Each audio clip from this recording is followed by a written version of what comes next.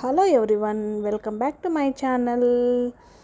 ఈరోజైతే simple and tasty మునక్కాయ fry recipe అయితే ఎలా చేయాలో చూద్దాం రండి.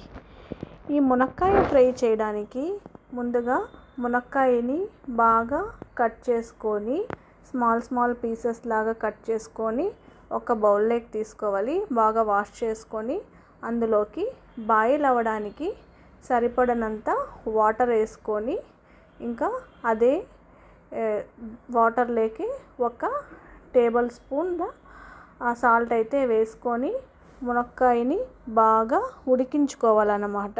నేను ఇక్కడ ఒక బౌల్లోనే ఉడికించుకుంటున్నా అండి.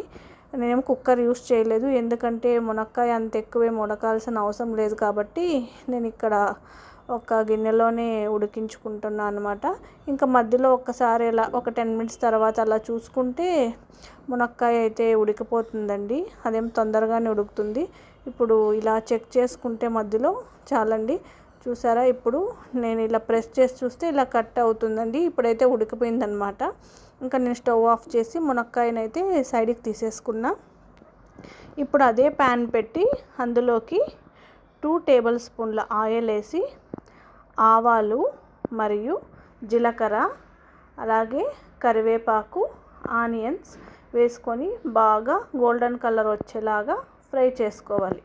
సేమ్ తర్వాత అందులోకి ఉడికించి పెట్టుకున్న మునక్కాయలను అయితే వేసి ఆయిల్లో బాగా ఫ్రై చేసుకోవాలండి. లో ఫ్లేమ్లో ఉండేలాగా చూసుకోవాలి, ఎందుకంటే మునక్కాయలు ఆల్రెడీ ఉడికించి పెట్టుకున్నాం కాబట్టి లో ఫ్లేమ్లోనే ఫ్రై చేసుకోవాలి మరియు స్లోగా అలా కలుపుకోవాలండి.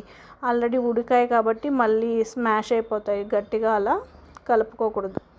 ఇప్పుడైతే మూత అయితే పెట్టేసి జస్ట్ 1 to 2 minutes మునక్కాయలని లో ఫ్లేమ్లో అలా ఆయిల్లో ఫ్రై అయ్యేలా చూసుకోవాలి, పచ్చివాసన పోయేదానికోసమని. తర్వాత అందులోకి మనము పల్లీల పొడి అయితే వేసేసుకుంటే సింపుల్ అండ్ టేస్టీ మునక్కాయ ఫ్రై అయితే రెడీ అయిపోయిందండి. Thank you for watching. Please like and subscribe.